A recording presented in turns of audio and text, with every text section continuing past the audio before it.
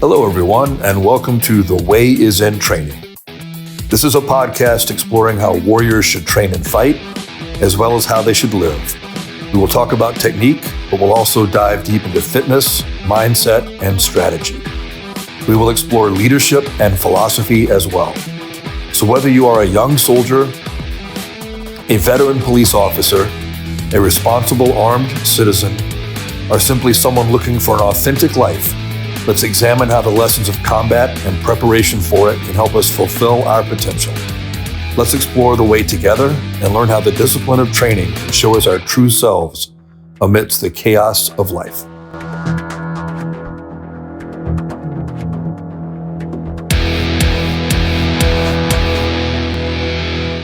Hey, everybody. On this episode, I've got Chris Magyar back for round two of our conversation. Last time, we dove pretty deep into Sambo and martial arts and shooting and all kinds of training in general. And I think this time we're going to talk at least a little bit about the stuff he's been doing since last time, because I think Chris has been a pretty busy guy. So you want to just kind of go a little bit into the details of all the stuff you've been pursuing? Yeah. So I'll warn everybody that I'm a little maniacal when I get on a channel, and this year's channel has been training. And training I have done. We'll just kind of rattle thing. I think go through this courses in chronological order and maybe talk a little bit about each one and what I'm doing for it would be an effective way. So literally right after the class, I was able to go to the Range Master level instructor development course. I had done Tom Gibbons' protective pistol craft course in September of last year. And that's his 5-day class, which is basically the 3-day basic class and the 3-day advanced class done back to back. Right. So if you do them together, you can do it in 5 days. If you do them apart, it's 3 days. And he says it takes about a half a day to kind of bridge the gap of those two classes. And that went pretty well, although I had not been able to do a lot of live fire practice going into that class. It had some interesting characteristics to it. You were asked to bring revolver gear, and I did bring in a 357 revolver, which I don't normally shoot, and a snubby 38 that I really liked but didn't end up shooting at all, and mirror gear. It's not just shooting offhanded, but left-handed gear for my standard carry stuff. So you had to do a string of instruction all left-handed, which it's distinctly different when you're drawing and reloading and doing everything on your non-dominant side. That's pretty cool, actually. I didn't realize Tom did that. I have not trained with Tom Gibbons, although of course I've heard all the good things and a million of my friends have. But that's interesting. We've got a guy, he's a Texas GM who hurt his strong side, his right side, messed up a finger. And he spent a year being a left-hand shooter, like literally like buying mirror gear, like you talked about, and shooting left-handed. And it actually paid huge dividends for him in skill. It was interesting to see, like the carryover back to his regular shooting once he healed up was pretty significant. And there's got to be something to that, just neurologically. There's got to be something about the brain works, about the way the brain is wired that has that effect. You know, maybe Huberman's would do a podcast about it, because that seems like it's got something. There's something there for sure. So I took it to the range before the class and strap it on. And, we've all got an idea of what we can shoot a given drill at, right? Dominant side. And you strap the mirror gear on, and those ideas are still in your head. And I go to do my snappy draw and hit my cycle, and I get just an outstandingly horrific grip on the gun. And I bring the gun up and I don't fix my grip, and I fire the shot and I stripe my hand like a freaking newbie. First shot, I've got 2 blood grooves running down my hand because my grip is absolutely atrocious. And I'm thinking, I can shoot this thing. I get my, usual snappy draw. And no, you need to stop and rethink everything. See, now you're making me want to go out and buy a left-handed holster. I'm going to have to try this. Yeah, it's once I cooled my jets and went home and patched my bleeding hand and did some dry fire like a normal human being is supposed to, I can't say it's anywhere close to what I could do with my dominant side, but it got better, and it got better pretty quick. But if you think you're going to go with no reps and just go bang out a bill drill or something like that, um, it ended badly immediately. Oh, it was embarrassing. You know, and it's sort of related, sort of not. I'll let you decide for yourself how relevant it is, but it popped in my head, so I got to say it because I have no impulse control. There's this theory that I read, and I can't remember who proposed it. It was a historian, but it made a lot of sense to me that the reason Miyamoto Musashi was so successful is that he was actually left-handed. Because there were no left-handed samurai. You weren't allowed to be left-handed. Everybody held the sword right-handed. Everybody carried the sword on their left side. Everybody fought like a right-hander. But this guy examined because his style still exists. There's still people that train in Japan today, right? Mm-hmm. So this guy examined the forms, the kata, and his style. And basically what he's doing is he's using the long sword in his right hand, which, if the theory's right, would be his non-dominant hand, like a shield. And then he's finishing people off with the short sword in what would be his dominant hand, his left hand. Interesting. So if the theory is correct, he basically, adapted Japanese arms and styles into what is essentially like European sword and shield. And that's supposedly why he was so indomitable as a duelist. Well, supposedly. He's been fighting right-handed people his whole life. Yeah. Nobody else has ever fought a left-handed guy. Yeah. So it kind of makes sense. Yeah, it kind of makes sense, right? And I just think, because I've actually kind of done a fair bit of thinking about this, because I think I was originally supposed to be left-handed, but my dominance was so minor that I couldn't decide which hand to write with. And eventually the kindergarten teacher, and I can't really fault her for it, eventually she got fed up with the kid that couldn't decide and made me pick one. So I just picked the one everybody else was, right-handed. But I still do a lot of things left-handed. Like I write right-handed, but I can scribble almost as well with my left hand. Okay. And I pick up the utensils to eat like a lefty. Which, it's just kind of interesting how that all shakes out, right? And it's even like eye dominance. Like my eye dominance is very minor too, but I'm left eye dominant. So I shoot right-handed, so technically I'm cross-eye dominant. But as a kid, and okay, for everybody listening out there, I do not recommend this. Do not do this, all right? It worked for me, but it's not the smartest way to train, okay? I taught myself to be right-eye dominant because the dominance was so close. So I could shoot right eye, right hand. Mm-hmm. And now I realized, just in the last couple of years, I realized this. I actually realized it because of the first person video I take at matches and the video I take in Ace. That's how I realized I do this. Because the video camera I use has a camera right above the right eye. So it's from the dominant eye, what would be the dominant eye. But Ace uses left eye video, no, right? You can switch it. You can switch it. So I switched it. Yeah. Okay. Yeah. So I switched it to right. And what I discovered both in Ace and in the matches was that when I switch to my left hand for support hand only shooting, I'm using my left eye. So I'm not using my right eye for my left hand. I'm using my left eye for my left hand. And I also discovered, and none of this was conscious. I didn't realize I was doing it. But I discovered that if I shoot around the right side of cover, regardless of the hand I use my right eye. If I shoot around the left side of cover, regardless of the hand I use my left eye. Because that way I don't have to stick out as far from cover, is, I guess, what my subconscious figured out. Like I said, I can't claim this was some master plan. This was just me being, marginally intelligent and working really hard, right? It was something that happened accidentally.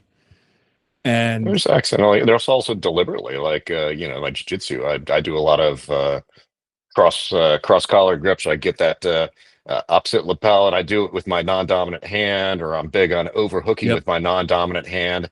And it screws people up. They don't like it when you hook when you overhook their dominant hand and you're deep and tight.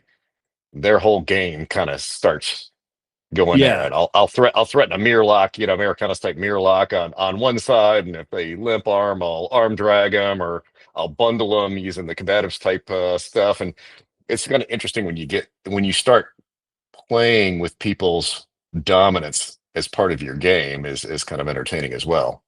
Yeah, well, I mean, look at the trouble that some even world-class boxers have with a good southpaw fighter, because it's not what they're used to. It's not their normal game, right? I think that's less prevalent in MMA because people tend to switch leads a lot. But, and something I think was the strength of like where I started out in martial arts was you did everything equally both sides. And like, I still like last night at Jets, I was working with a guy and really good purple belt, like really solid dude, right? But he's very right-handed. Like he gives the same right hand feed for everything. And I was like, man, let me do both sides. You know, I want to work on both sides, not just the one side. And kind of bringing the rabbit hole back around, like circling back around, I think there's a lot of benefit to working things with your non-dominant side. Yes. I've been doing a fair amount of, well, the whole range master approach. If you look at their drills, almost every major drill has got shooting dominant and non-dominant hand, typically from low ready, which is not that bad. But when you do their usual trick of, we're not shooting a sport target, we're going to hang a B8 target on this thing, and we're going to put a reasonably aggressive par time on it. And now all of a sudden recoil control with your dominant hand or your non-dominant hand is a big deal. So for sure. It changes the game quite a bit. They do a lot, 3-4 shots, like say 4 shots dominant at 5 yards in 4 seconds. I can't remember exactly what it is, or 3 shots in the same time for your non-dominant hand. Or there's one of the drills they do in the master and professional level where it's you start it's 3 shots freestyle, 3 shots strong hand, swap 3 shots non-dominant hand. And if I remember the times right, it's 9 seconds from 5 yards and 7 seconds from 3 yards, and that's moving right along. I mean, you gotta get a good grip and really lean into that thing to get the control of that gun and see your sights, or you'll be dropping points like crazy. That's like a couple thoughts on that, and then I'll let you get back to talking about the other training, I promise. We won't go too far down the rabbit hole, right? But so there was a stage at IDPA Nationals last month. It was actually the first stage I shot where it was a strong hand only stage, but there were a lot of no shoots in depth where you basically you were confined to partial headshots or you had to move around a lot. So if you wanted a decent time, you had to be pretty fast on partial headshots. Otherwise you were taking all those little stutter steps with your feet, trying to get to a better angle and just eating up seconds when you do it. And it was amazing how slow even like the best shooters in the country were on that stage. Like how much it really dialed down how fast you could shoot it, I mean, honestly, when I was shooting competitively a lot, I did not invest a lot of time in dominant, non-dominant hand shooting, and only really started doing it when Range Master pressed me to do it. Because if you don't practice it, you get eaten alive on the upper end of their drills. Well, and this was the other thing I was gonna bring up. So, do you know Les Kismartoni? Yeah, we talked about it. I know him from the internet. I don't know him personally. Okay. Really good dude, right? Really solid guy. But he estimates he spends a third of his training time on one-handed shooting, both strong and weak, right? Wow. And Tim Heron, I know you know Tim. Tim says he spends 50% of his training time on one-handed shooting. So there's got to be a huge amount of carryover because both those guys are really good. National champion, world champion. They're really good. And now you're making me think. now I'm going. I'm not. I think I've invested way more than I ever have, and now I'm thinking I'm under investing. Yeah. So I've really been trying hard, and I don't succeed most of the time because we're all disciplined, but you just tend to subconsciously. It's hard to put in the amount of work on something that painful that you should be. You know what I mean? Well, there is one other thing that now I think about it that's been driving that is I spent a fair amount of time on Mantis X. I don't know if you play with that much. Not a lot. I'm familiar with it, but I haven't done it a lot. So, I was very intensely into the Ace for about 4 months or so. I was shooting it like a fiend, probably did about 250,000 rounds. Things kind of shifted around priority-wise. And really, somehow I ended up getting involved with the Mantis X, which is the It's the accelerometer gyroscope device that you bolt onto your gun. You can put it Right. on the rail, or because I don't have any light bearing holsters, you can attach a piece of Picatinny rail to your magazine and then clip it to the magazine and use your standard holster. So I use that for draw drills and most of my work. But they have in there a number of different drills that have strong and weak hand only requirements. And they have a badge system where if you want to earn one of their badges, and they have several categories of these things, you have to complete a series of tasks, and that may involve dominant or non-dominant hand shooting and various tests, you'll have times or accuracy standards or whatever that you do it in. So I went on kind of a bender to try to collect all of their badges, and managed to get 9 out of 11 of them. I've not gotten the elite concealed carry. I'm about 40% of that, and I've not done the joke one, Gecko 45. If you've ever read that internet thread, if you haven't, I highly recommend it. Brave to know the Gecko 45. It's worth it'll leave some time. It takes a while to read. It's well worth the read. It's internet comedy gold from decades ago. I'll have to check it out for sure. Yeah, it's a classic. So anyways, in the process of earning all these badges with it, it forces you to do a whole lot of reload drills, dominant hand, non-dominant hand, double action shooting, accuracy drills, speed things, decision making, like looking at colors or shapes or dice and making a shoot no shoot decision.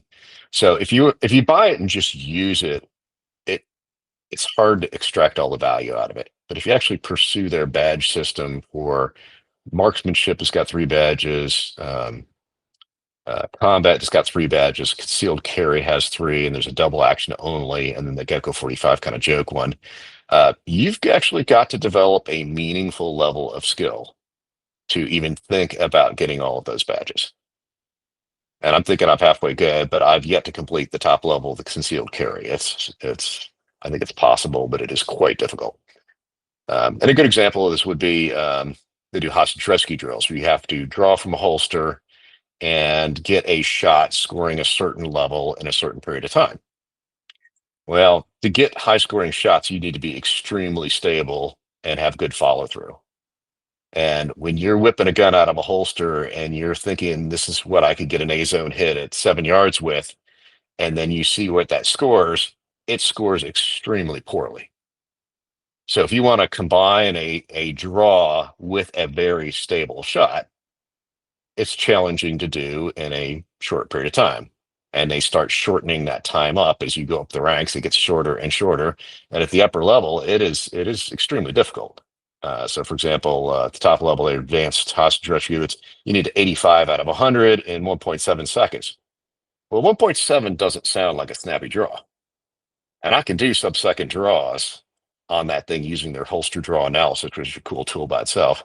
But getting that snappy draw and stabilizing enough to get an 85 score shot is hard. I think I've only managed personal best is like 6 out of 10 on this thing. And I've spent a fair amount of time doing it. So it's I'm a little cautious about all of these tools like Ace, Mantis, laser tools, whatever. But I think Ace is legit, and I think this Mantis X is legit. I haven't done the Mantis too much, but I'm still heavily doing the Ace. Okay. And I'm over 1 million rounds in there now. Wow. Virtual quote rounds, right? Yeah. 1 million trigger presses.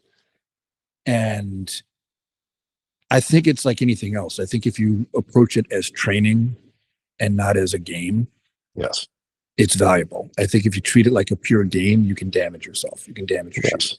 And I actually recently, just in the last week or two, picked it up because I've been using it as a training tool for some of my clients.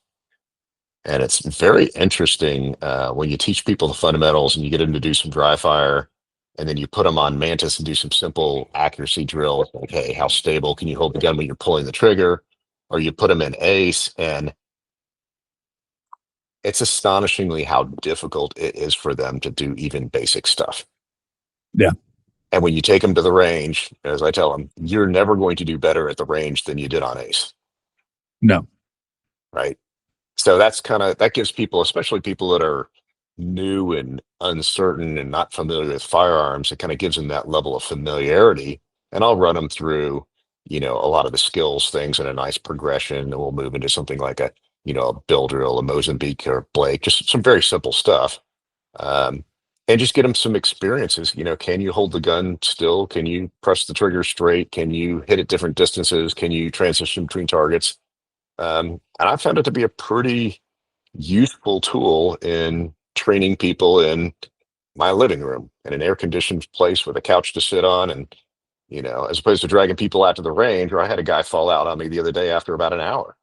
It turns out he's on a fasting diet. He didn't bring any water. He made it about an hour, and dude was turning green.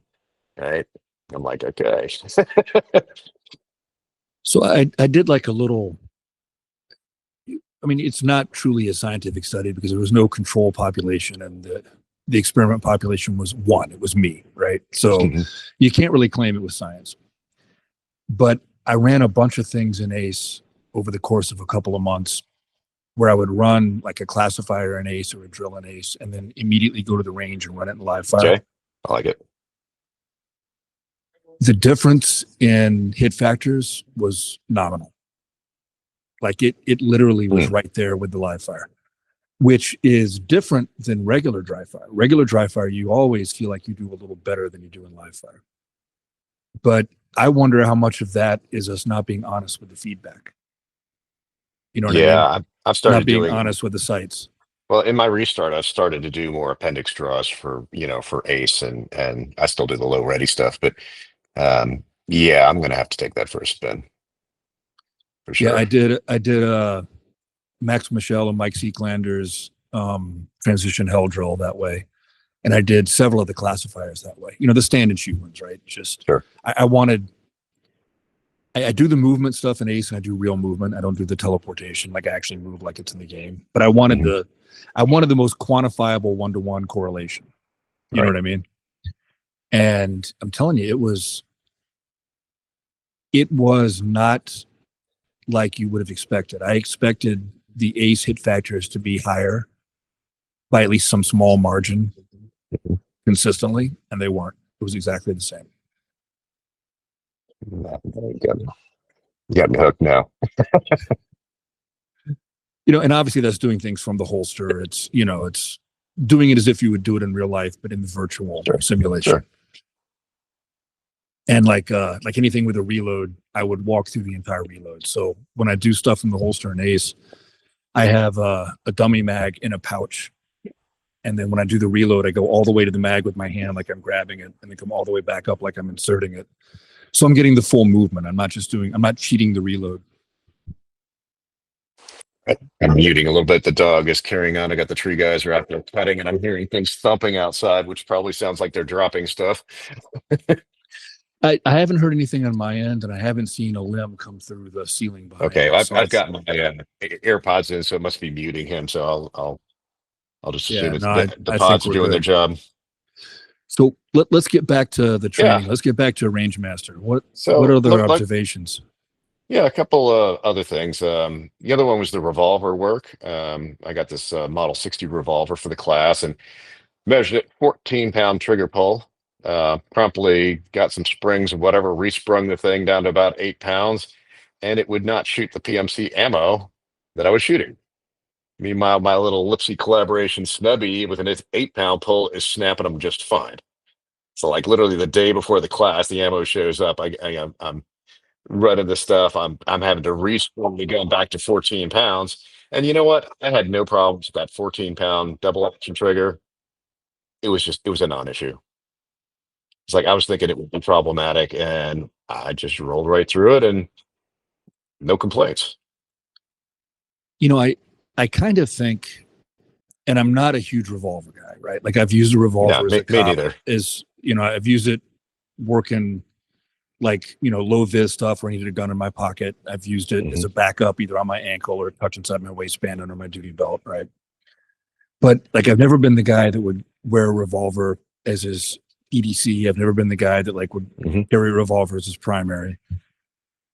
But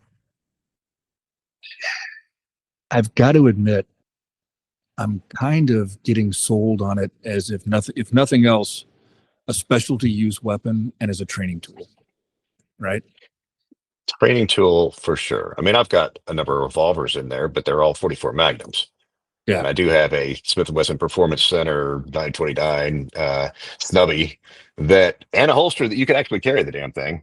Not that I actually do, but it's like I've always treated it as a specialty tool for larger calibers that don't make sense in pistols. But I would say practicing that double action trigger has got distinct value. I think so too. And like for me, I think the specialty use is more like the either shrouded hammer or hammerless snub as a pocket gun in cold weather, right? Keep it in your jacket pocket. It's going to be safe to keep there. It's not going to malfunction in the pocket because it's not a semi-auto. Like I kind of like that use for it. But that trigger pull, so a lot of people talk about basically 2 trigger presses for a semi-auto. A lot of people talk about, the classic prep and press, come to the wall and hold it and do all that stuff. And then slapping it at speed. And the last 3 years or so, I've really been playing around with an intermediary one, which is just kind of rolling through the wall. So you're not slapping it. It's almost like that double action only revolver trigger press. And the more I think about it, the more I practice that with the semi-auto, the more I think there's value in working that trigger press with a revolver to get good at that trigger press. Like I do a lot of stuff with Caleb Giddings for Taurus, and Caleb is really good with the revolver. Like he's phenomenal with it. And most shots he takes with the semi-auto, he does that rolling break trigger press, just like he would with the revolver, and gets excellent results. It's fast enough and accurate enough for most of the shots. When you got to go truly fast, you slap it. When you got to be truly accurate, you do the prep and press. But the bulk of the shooting we do falls in between those 2 extremes, right? So I think most of what we do, that rolling break, is really appropriate. And I think the best way to learn it is a revolver. Yeah, I would agree. I'll probably roll the Rangemaster stuff all together because there's a bunch of Rangemaster stuff in here. The other thing we did was kind of interesting that we did a teach back, and we were asked to bring a drill, either a known drill or something you created, and then basically you taught it to the class as one of your segments. And I chose the failure to stop or the Mozambique drill, and I did it as a fade back. So I brought out a set of shoot steel targets. And I like those because the chest zone, the target B zone that you're going for, is a 5-inch circle, not an 8-inch circle. And the head box is about a 4-inch by 3-inch triangle. And I had everybody do it, and we basically did it at 3, 5, 7, and 10 yards.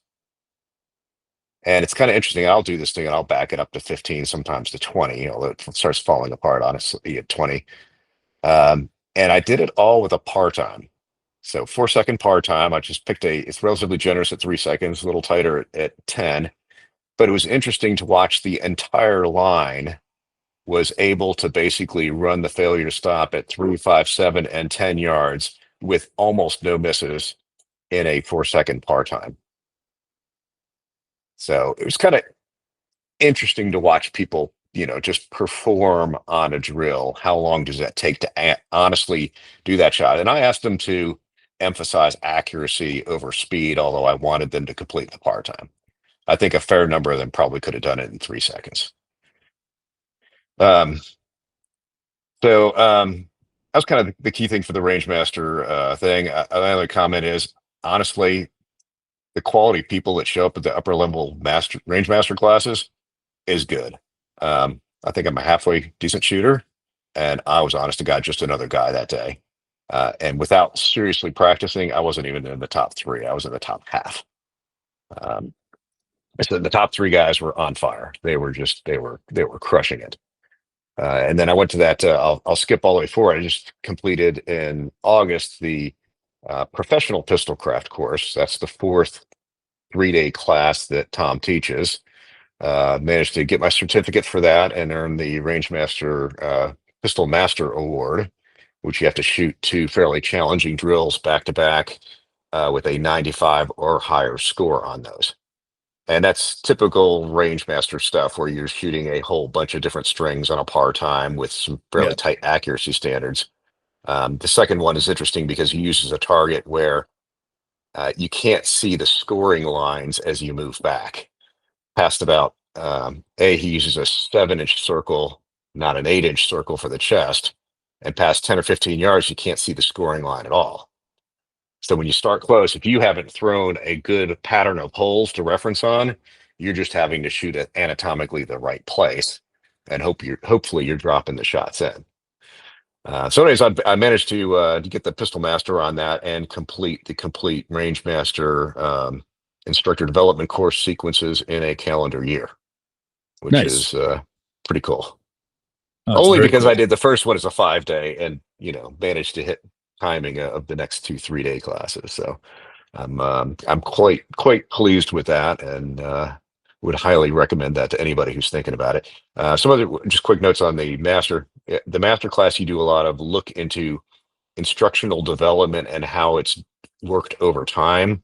In the master class, you go up to about 1960, and in the professional class, you go 1960 to present. So you get a whole lot of ideas about who all the major influencers were, the techniques they were promoting, the targets they were using, the strengths and weaknesses of these techniques. So it really gives you a good grasp of where we came from and how we're prone to forgetting and relearning things every so often. See, I really love that.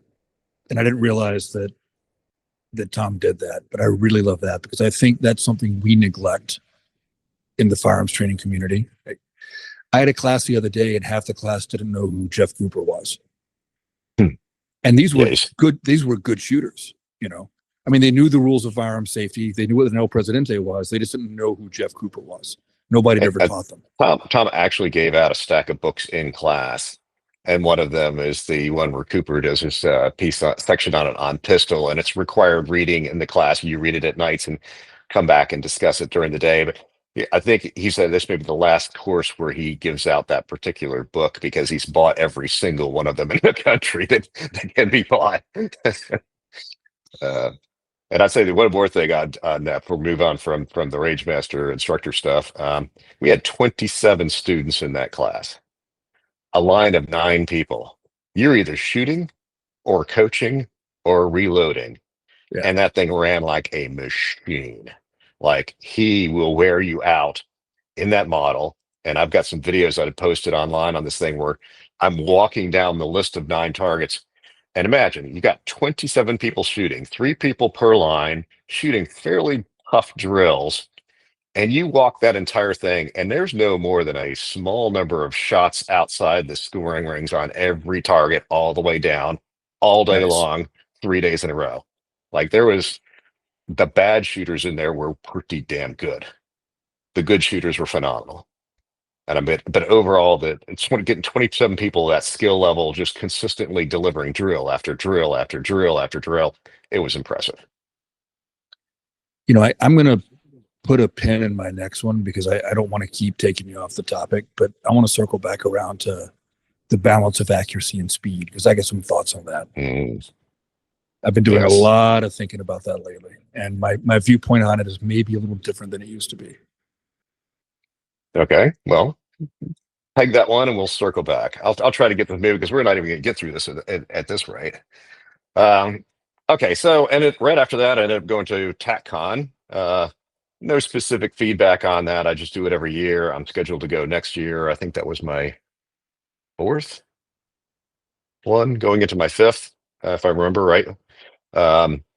Highly recommend it. It's just a great place. If you want to sample a bunch of quality national instructors in 2 to 4 hour chunks for 3 days, it's a great way to get a taste of what these people are teaching and decide who you want to go invest your money in a 2-day class. After that, there's a gentleman I'm working with by the name of Jay Martin. He's a retired Army Ranger. I can't remember if I had mentioned him last time. Lives up in the Nashville area.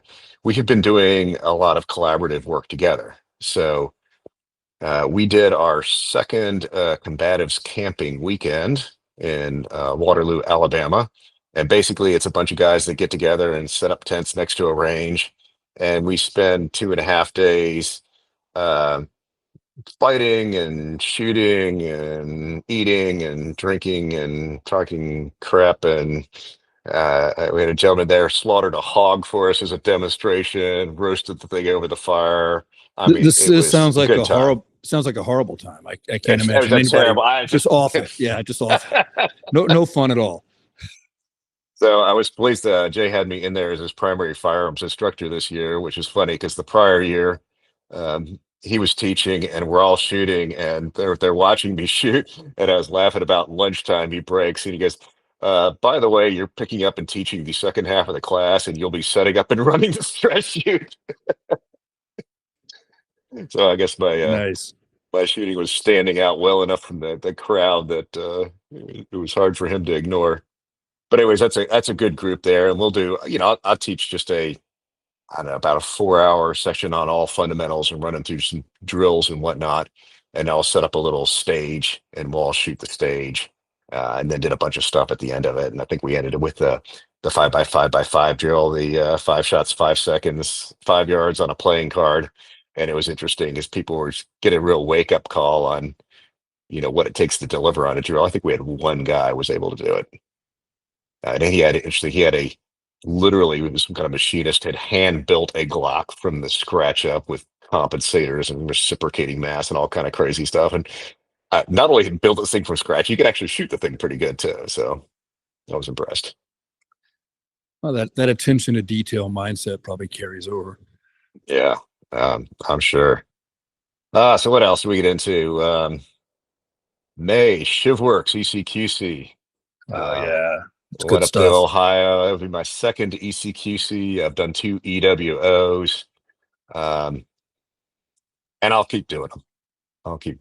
Had a great time. Had a chance to have some really good fights with Stabby Pete Morosis, is probably 15-year alumni, purple belt, my age, a little bit lighter, and we went at it hard a bunch of times. And it's fun to get somebody who's basically in your peer group and be able to see who's going to come out on with both of them. It's just like it's a flip of a coin, right? Anybody makes the tiniest mistake, you're done.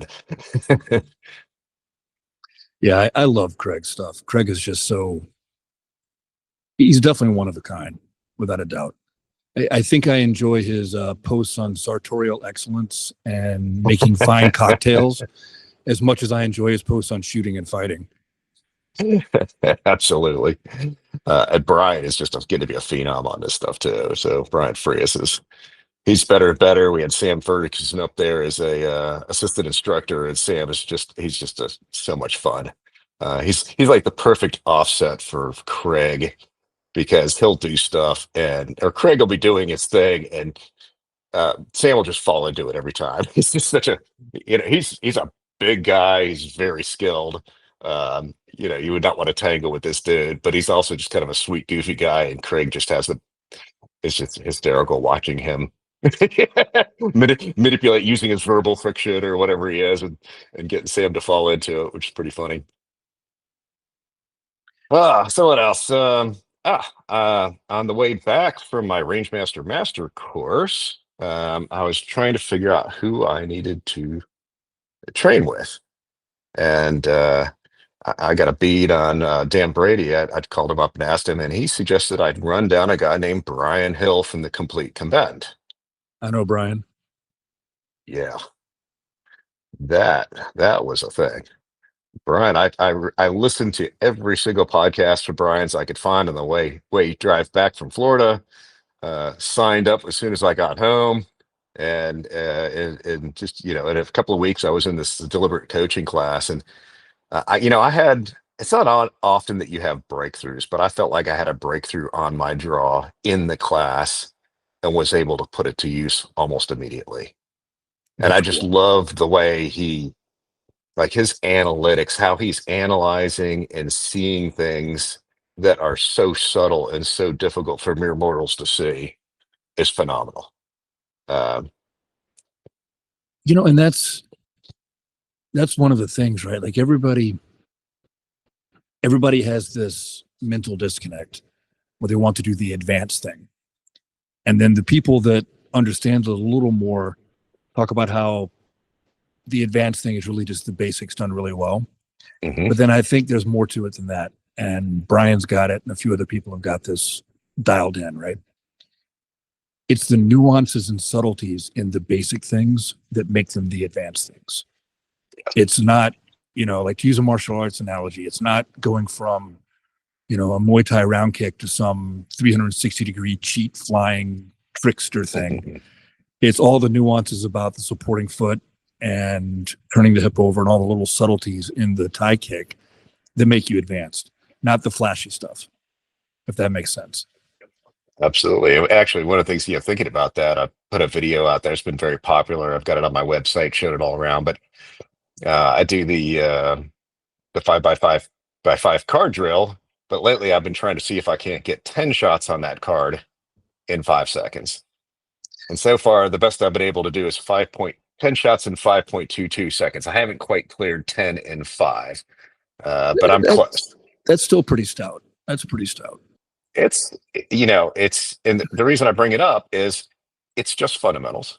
Yeah. There's nothing fancy about it. You actually don't need the craziest, blazingest draw. You don't need crazy splits. My splits by the end of it are maybe quarter-second splits at the end of the run. But being able to chain that all together and do it, much less when you're doing it on video and you're trying to get a little bit of extra pressure on yourself, I found that to be a very rewarding drill in terms of it just gets back to it's fundamentals. And if you screw up any nuance of them, it goes badly. In my skill development class, I do build drills pretty early on the first day. And then I do a couple different variations of them. And one of the ones I do is what I call my strict build drill. And it's the same drill, except that now your target is a 3-inch circle. Mm-hmm. And it's really interesting to watch how difficult that is for a lot of people. When you get right down to it, if you've got the solid fundamentals on a regular build drill, it's not that much of a stretch to do on the 3-inch circle. Mm-hmm. It really isn't. But you've got to have the recoil management. You've got to have just not a blazing draw, like you said, but just a really consistent, solid draw, and be able to just run that sight, run that dot, and have it return. And if you can do that, it's not. And I don't have them do it in 2 seconds, obviously, right? I want to see them do it in 4 or better. I usually do it in about 2.5. But it's not. Nothing is superhumanly fast to do it in 2.5 seconds. Mm-hmm. 2.5 draw, and but that's stout. If your fundamentals are wrong in any tiny little way, it's not going to happen. Yeah. So I got to try. I actually watched the video when you sent me the email with the stuff you've done since we talked last. I actually watched the video right before I got on here with you. So I'm bringing some playing cards to the range next time I go. I got that. I think it was Dave Spalding was doing it on a business card, and he was doing 9 shots in 5 seconds. And a buddy of mine sent that to me, and I was like, okay, well, playing card and business card, they're very close to the same size. The playing card is just slightly bigger. But if he could do 9 on that, surely I could do 10 on a playing card. Well, I still aspire to doing 10. I did 10. I just can't do it in quite less than 5. And I'm pretty sure it's quite doable. I just need to focus on it a little bit. Yeah, no, I mean, you're right there. It's not, you're talking about, yeah. A quarter-second difference out of 10 shots. That's not that much to make up. Yeah, and I was playing with it one day. I was doing that drill, and then I'd back up to 7 yards, and I'd do with a 5x5 and 5 shots, 5 yards. Sorry, 5 shots, 7 yards, 5 seconds, and I cleaned that. I backed it off to 10 yards, 5 shots, 10 yards, 5 seconds. Cleaned that. I was able to clean all 3 back to back, and I was like, okay, this is a fun drill to play with, right? You can play with the seconds, the yards, the number of shots, and with nothing more than a playing card, there's a whole lot of training can go on. All right, so I got to come back around to what we penned a minute ago: speed and accuracy, the balance of speed and accuracy, because this is a good place, I think, to bring that up, right? And this is going to be a little complex, I think, but I think there is value in the different paces, right? There's value in doing some drills like you're a 3-gunner, and as long as you get 2 on paper, you're good. There's value in that training. Sure. There's value in shooting things on a business card at 10 yards. Like, there's value in all of that. What I think the danger is becoming too focused on one particular gear in that transmission. And that I think is, and we've talked about it before, I'm a huge proponent of the value of competition for tactical shooters, but that doesn't mean it's not without traps. And this, I think, is one of the traps, right? It is not true to say that USPSA is not accurate. That is not true. There are some very tight shots, and especially in major matches in USPSA.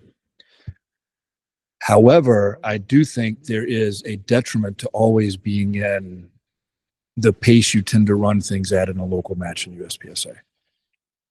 I think there's a training detriment if that's your default pace. And I think there's a lot of value in doing things that have a much tighter accuracy standard while still keeping the time standard tight enough where it's difficult to do, right? You can't just be accurate and slow. That's not going to win a gunfight. But you can't be fast and sloppy either. You've got to have that balance, right? And where's that balance going to be? It just kind of depends on the context of the situation you're in. And if you can't turn that rheostat, that volume knob up and down on command and be in the right pace, you're not adequately prepared. And lately, I've kind of been geeking out on accuracy at speed. So like trying to run drills at what would have been my USPSA pace last year, but 1 Charlie is a fail. You know what I mean? Like it's, or even like restrict myself to the top half of the A zone or run something all headshots, right? Right. And try not to,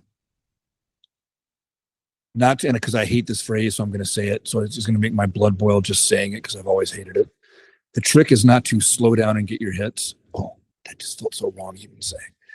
The trick is to figure out how to do it right at speed, right? And I think that that's something that, especially now that so many people on the tactical side have also done competition, we've come to the point where there are some truly fast and accurate shooters on the tactical side that understand how to prioritize accuracy a little more than the action shooting crowd. And I think that's vital. I think it's kind of cool to see it. And I think that that's kind of where, if I had to have a default pace, then I want the default pace to be, that monkey's fist in the high center chest, not a full A zone. Yes. So I have largely gotten, with the exception of like trying to chase a 2-second bill drill type of thing, I've pretty much gotten away from shooting full size A zones. It's a uppers A zone. It's a shoot steel 5-inch circle. It's a B8 target. Like I'm doing very little training at this point on full open targets. Well, and the interesting thing, so I've got a bunch of stuff I do in 3-inch circles for my classes, right? And what I find is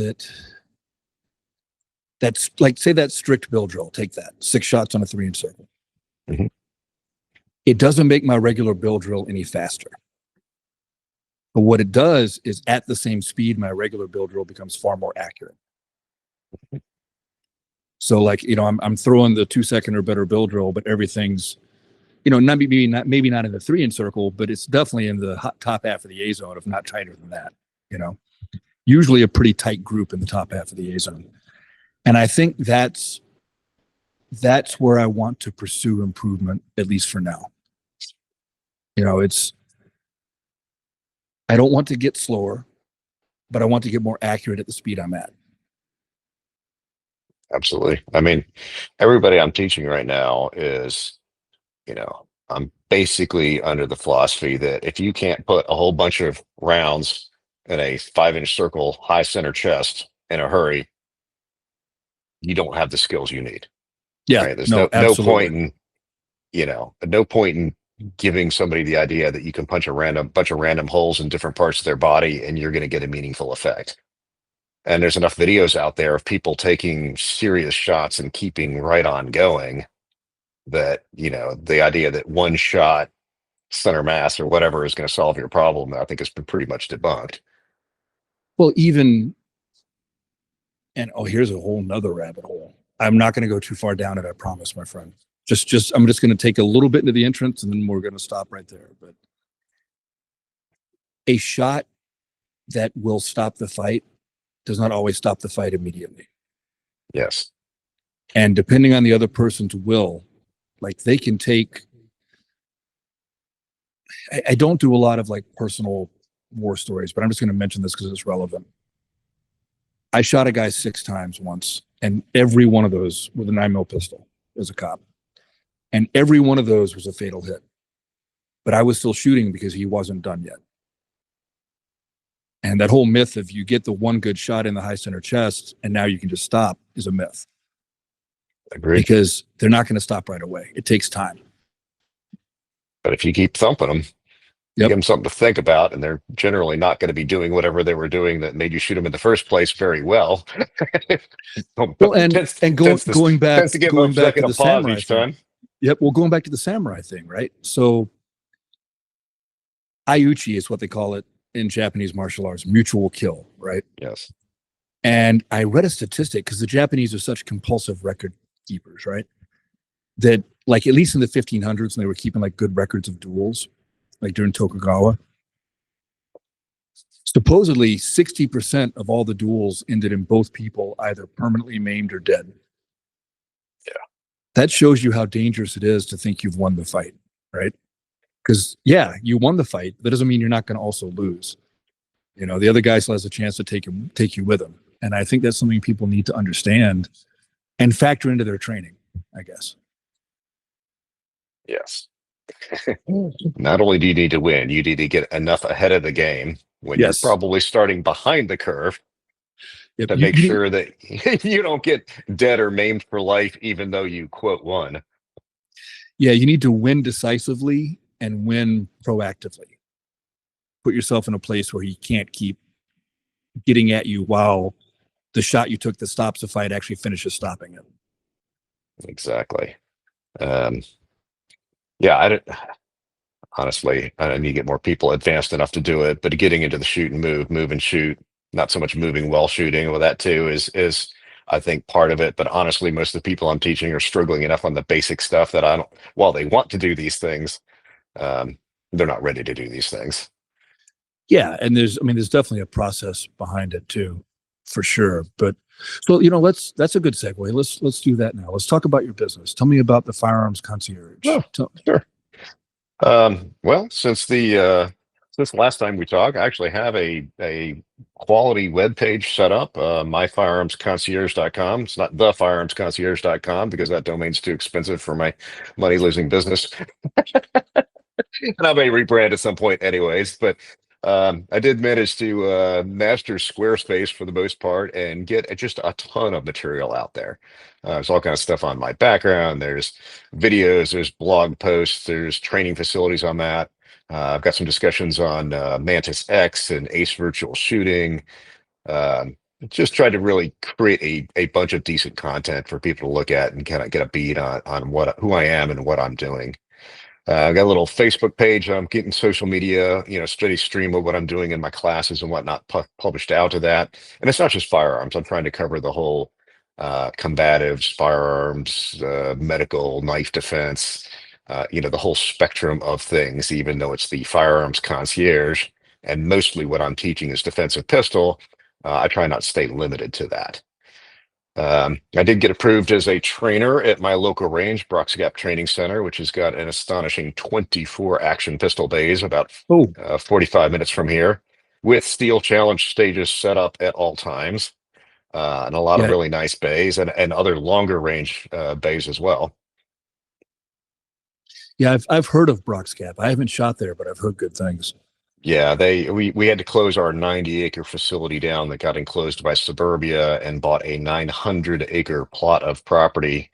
And it's not 15 minutes for me anymore. It's now 45 minutes, but what they have is just outstanding. Very cool. And it's fairly close to the CMP facility too, which is in Talladega. It's just a little further out. It's also a very nice facility. Yep, I have shot at CMP. It's a nice range. Yeah, you're very close there.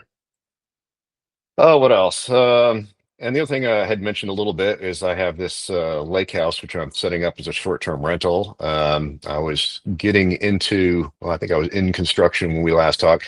All the remodel construction's finished. The furniture's been bought. We're setting things up. I'm trying to get a bunch of stuff out of there and get my mat space set up. But I'm pretty close to bringing it online as a resort training location. Hopefully, late Q4, Q1 at the latest, where I'll have the ability to basically have a pretty significant number of people stay over, have a mat space, either 18 by 24 or 24 by 24, a conditioned mat space there, and a modest pistol rifle shooting range a couple of miles away. And I probably stick to pistols because there's enough country neighbors out there. I don't want to aggravate them too much with, I think running a rifle class out there would probably be a little aggravating.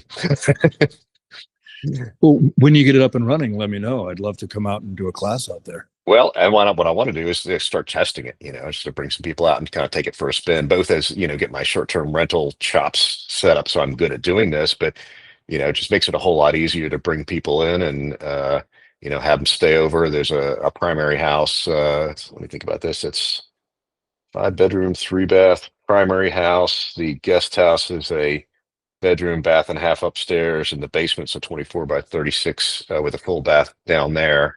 That's the mat space. 1,000 square foot boat dock, little boat ramp. That's on a point lot overlooking a combination of Bankhead National Forest and the Corinth Recreation Area, so it's fairly private.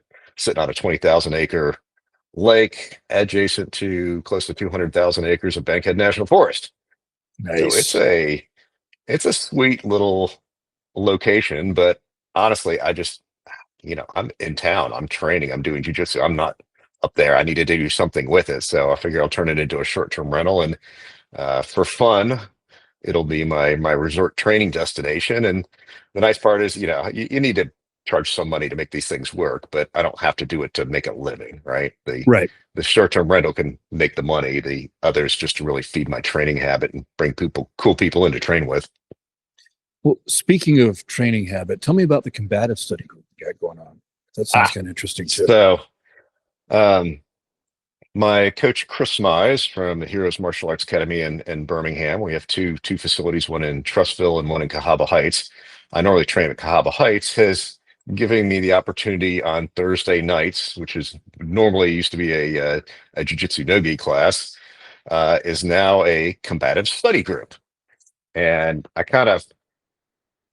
this is an idea that's a long time coming. I talked to John Valentine from the Combatives Association, like in the first year. It's like, are you guys planning to do anything where you have affiliates or training groups or anything out there? And they were not ready for that at that point. So I kind of stuck a pin in it and got thinking. I saw Dave Bowling, who's out Arizona way. He's there every year, and he's running some type of combative study group. I watched Jay Martin. They do a bunch of stuff, different martial arts and whatnot, where they're getting together on a weekly basis and training. I was like, what I need to do here is start off, and I started with the whole ShivWorks managing unknown contacts type stuff. Let's get whatever the older kids stay over and whatever adults I can wrangle into this thing, and we'll start doing muck type scenarios.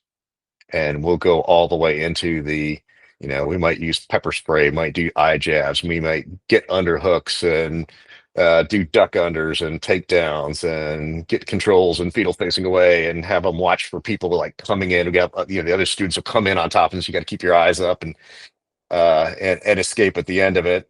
And that was received pretty well.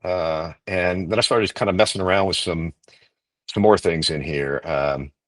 So one day, I'll get into some of the medical stuff we do. I brought in a whole crap load of tourniquets and whatnot, and we're going to do a medical day. We're going to practice, how do you use all the different mainstream types of tourniquets and talk about them, and discussed wound packing and whatnot. And that went pretty well. And I just bought one of these wound packing simulators, this big chunk of flesh with a bullet hole and a stab, and you can run the fluids through it and whatnot. One just showed up from Amazon. I'm thinking about doing it Thursday night, bring out some bucket and have them actually do some wound packing in this simulation type thing.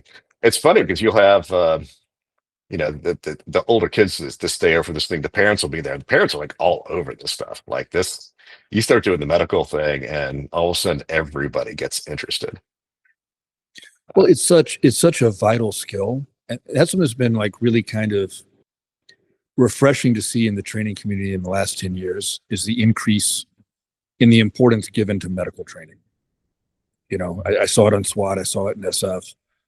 was kind of always there in SF, but it got prioritized a little more during the GWAT. And then SWAT like really picked it up in Chicago and like really did a lot of stuff with it. And then we had a training program that the Academy was doing as an in-service for patrol officers on all this stuff. And I mean, TCCC is just everybody should have a TCCC class at some point in their life. Everybody should have basic knowledge on how to, like you said, pack a wound, do a tourniquet, clear an airway, all those things that keep you alive long enough for the professionals to get their gloved hands on you and do the real work. Like everybody should be able to do that, because if you can't and you need to, you're done. Yeah. Well, and honestly, that had been a weak area for me. And I had done a Stop the Bleed in the past. I'd done my Red Cross first aid, CPR, AED. I'm working on my renewal for that at the moment. But one of the things I did was I took a ECCC, Emergency Casualty Care course, with Aaron Jameson of Valkyrie Austere Medical Systems. And that dude is something. He's got a facility about half an hour away from me.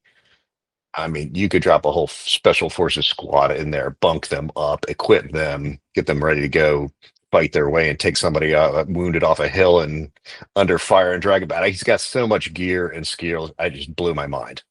So I took the 2-day class, the whole March protocol with him, which was the best medical class I've done to date. And I'm itching to do more. But honestly, I am at the absolute bottom level of what he teaches. Like that dude would be doing 5-day, a helicopter, whatever stuff under fire. Like he's at a whole nother level of this training and is running that stuff nonstop around here.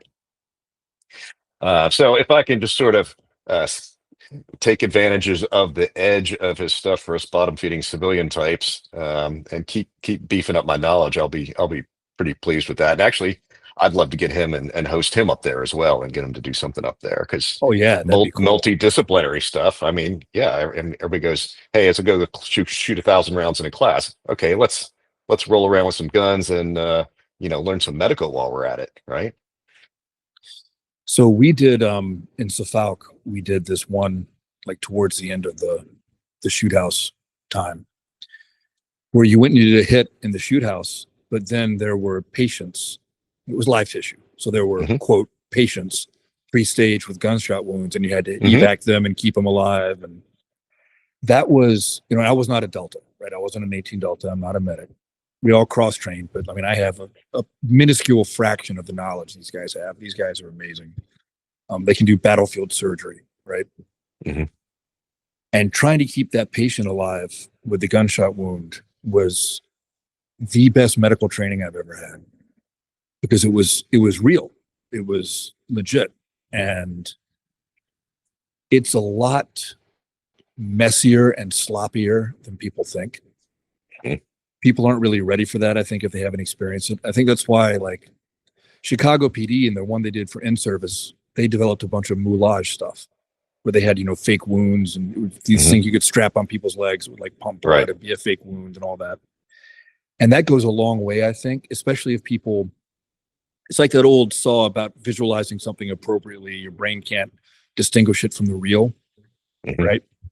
So I think if you go into those repetitions and that training with that kind of mindset, where you're trying to visualize the real thing when you have the moulage, when you have the one you just got where you pack the wound, right? If you're visualizing the real thing and doing that, I think it's like simunitions for a gunfight. I think that when you're doing it under stress, actually, I know it is. I know that when you do it under stress, it kicks in, and it's just like you've already done it before, because in your brain you have. And I think is vital. AJ absolutely does that type of training. They have a shoot house, they have a range there, they have, there's a rack of simunition ARs and whatnot. Like they have all the stuff to do that. I just haven't been brave enough to sign up for a class of that level yet, right? Because a lot of these things, I mean, they're for serious medical professionals dealing with these types of environments. And like I said, I'm just a civilian trying to go a little bit deeper on this thing. So I kind of keep my eye open for when he has the occasional course that's appropriate for somebody with my skill level. And we did do the end of the class did do a scenario where we had to go into the room and they had dummies pre-staged with different wounds, and somebody was calling out the medical sequence of what's going on. And I went in there with a team member who was much more experienced than I was. And we both ended up with our patients in doing it. And it was very clear to me that the level of sophistication of the trauma and what the guy was dealing with next to me, who was a paramedic and had been to the class multiple times, and what was being fed to me was quite different. I'm operating at the threshold of my ability. He's operating at the threshold of his abilities, and those two thresholds were quite different.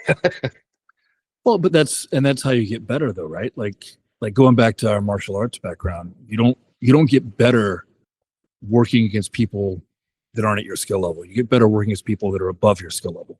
Mm-hmm. You know, because it drags you up to that higher level. It doesn't give you a choice, right? No, I think that's huge, man. That's good stuff. So I hit another Stop the Bleed class, and combined with a USCCA personal defense class. Carl Jones, who I met up in north of me in Coleman of 1175 Defense, was teaching that. He's a USCCA instructor, did a nice job of that, but we did the whole CPR Stop the Bleed thing there. So it was a good repetition. And kind of one of my goals is I'd love to get Stop the Bleed certified as an instructor. But as I'm not a medical professional, you can only be an assistant instructor. If you want to be a full instructor and be able to give certificates and whatnot, you have to either be a medical professional, or it turns out if you do the Red Cross instructor level, then you can become a Stop the Bleed full instructor and do certificates. There you go. So this year, one of my side goals, and I'll have it on my list of things, is to redo my CPR first aid certification, step it up and do the instructor thing, and then knock down the Stop the Bleed instructor. And nothing stops me from, doing tourniquets and teaching wound packing and stuff right now. I just can't give a certificate or anything for it. But I think that the instruction I'm able to give is a whole lot better than what people are walking around with right now, which is a fat lot of nothing.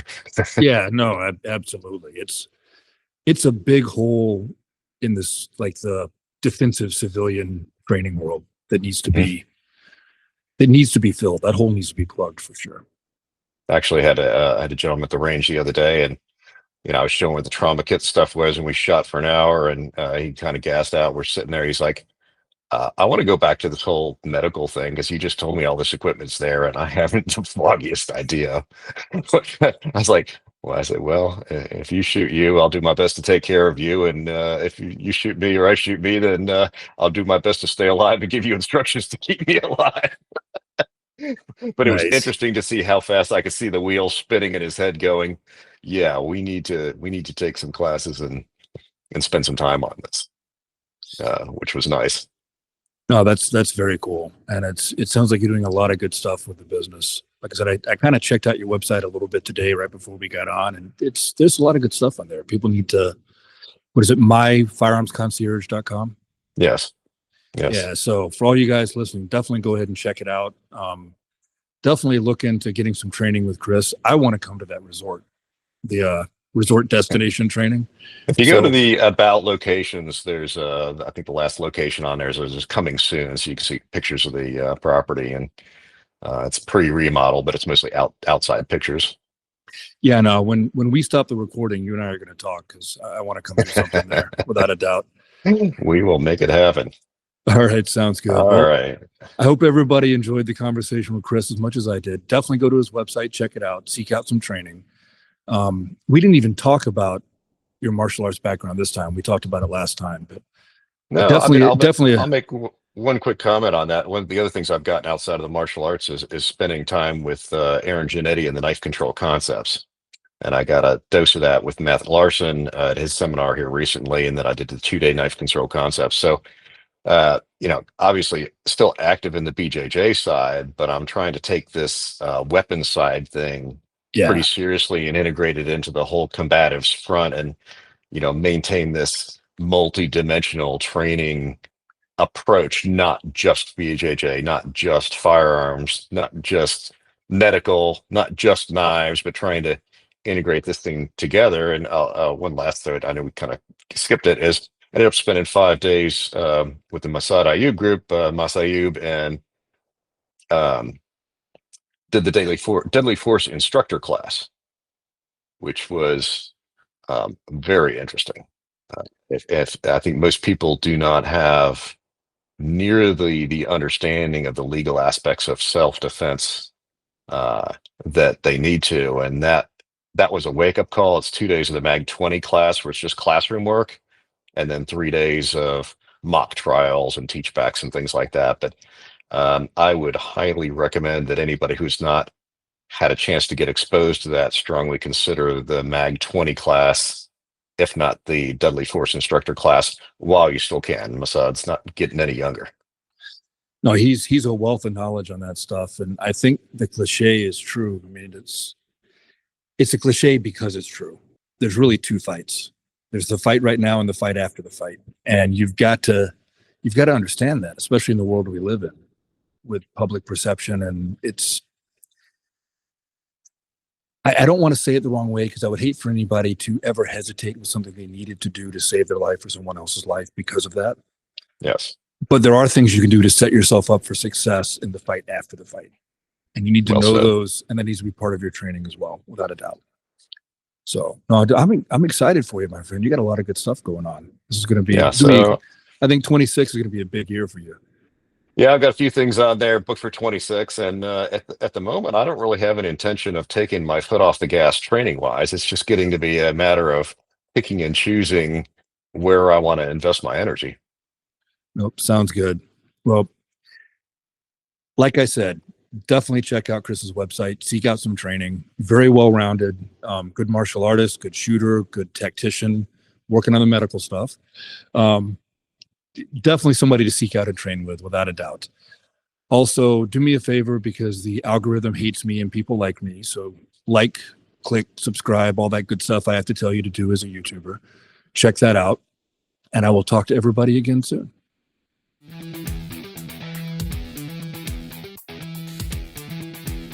Thanks for tuning in, everyone. I hope you enjoyed this episode of The Way is in Training. Please come back again as we explore how training makes us better at our craft and better in our everyday lives. See all of you soon.